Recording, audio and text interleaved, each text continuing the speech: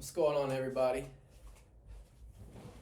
I hope everybody's doing well wherever you're at today. Thank you for clicking on my video. If you are new here, welcome to my channel.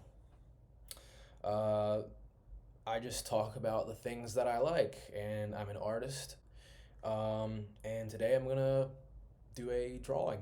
Today, I'll be bringing to you a live, real-time drawing of the popular superhero slash menace, Omni-Man, from the Invincible comics and popular animated TV series.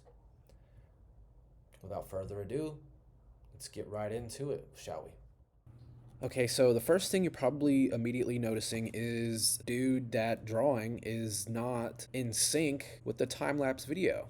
And I know that. I'm not really sure how to get it done like that yet. I just wanted to take a video of my process, what I look like when I'm in my zone. And while I am aware that the two videos are not in sync, I just wanted to give kind of an inside look at my world while I'm doing my thing. Now, if you noticed, I like to start off every drawing with a basic skeleton, really rough kind of sketch, kind of just showcasing where everything's going to be in the drawing.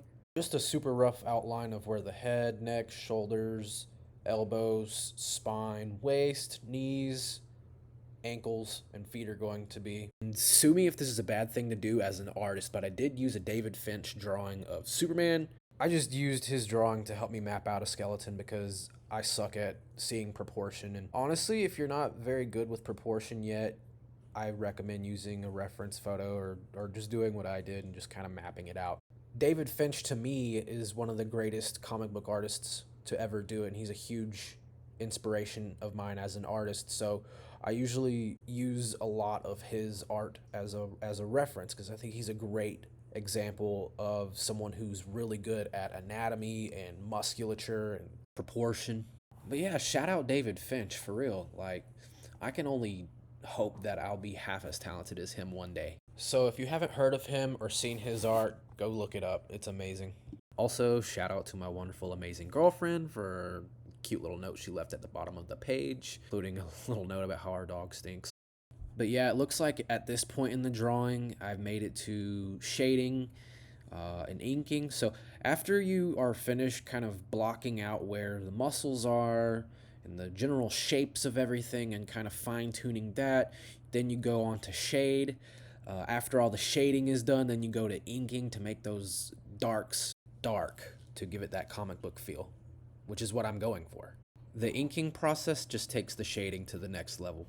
It just gives it that extra contrast, baby, makes it pop, gives it more depth, makes it look more comic-y, which is what I'm going for. And another thing that comic book artists tend to do when they're shading their work with ink is cross-hatching, and all that is just tiny, quick little lines to kind of show where a shadow is.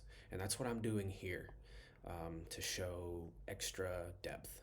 And at this point in the drawing, I'd really been honing in on the detail side of things to try and just get it as crazy detailed as possible. And that's a huge thing for me, is I want to be as crazy detailed as possible without making it look like a mess.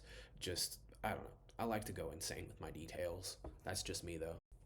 It's really those extra details that make an art piece stand out and just kind of wow people and make people go, holy, this is one of the most amazing things I've ever seen.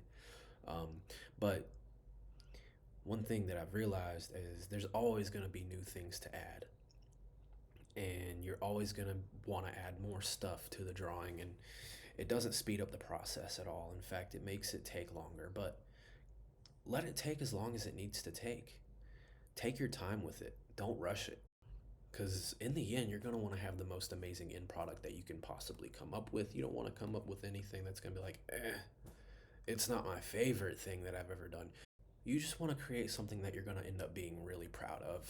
And as you can see at this point in the drawing, I've finished detailing the cape and I've gone ahead and started the coloring process. I could have left it black and white and it could have been fine on its own, but I've made it this far. I wanted to go ahead and commit to the full color.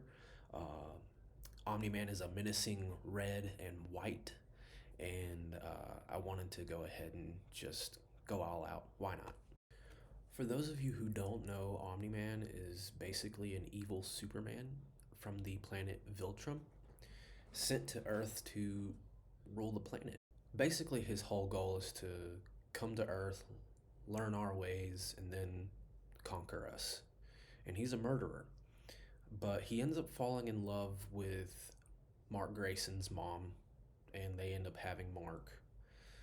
And he becomes kind of human, but he still has a dark side to him, and he ends up murdering a bunch of superheroes, and he kind of goes AWOL.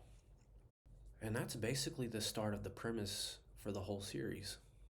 And I know that the evil Superman trope has been done time and time again, especially with Injustice and then Homelander with The Boys, but it's done so well in Invincible, and honestly, I prefer Invincible over The Boys. That's just my opinion, but it's just so good. It's so good, and I cannot wait for season 3. Man, the first 2 seasons are just so freaking epic. If you haven't seen it, watch it immediately. What are you waiting for?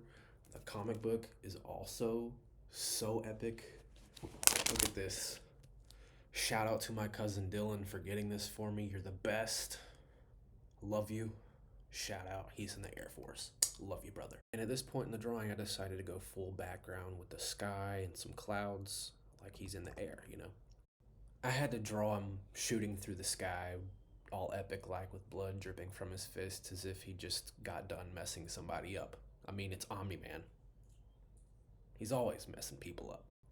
And if you have made it this far into the video, I just want to say that I love you, and that you are already my best friend, and that you are worth everything to me. This video is to hopefully inspire some people who want to become artists, and that you can do anything in life that you set your mind to. So don't waste time wondering, can I do this thing? I would like to. Just do it. Grab yourself a piece of paper and a pencil and get to work. That's all I gotta say. And if you're going through life thinking that nobody believes in you, guess what? I do. So you have no excuse.